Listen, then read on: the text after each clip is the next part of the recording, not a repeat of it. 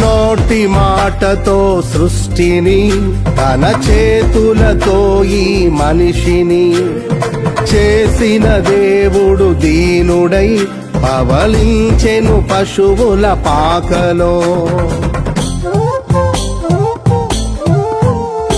నోటి మాటతో సృష్టిని తన చేతులతో ఈ మనిషిని చేసిన దేవుడు దీనుడై పవళించెను పశువుల పాకలో. నీ చరిత్రను మార్చు దేవుడు తన మహిమనే నీకిచ్చెను.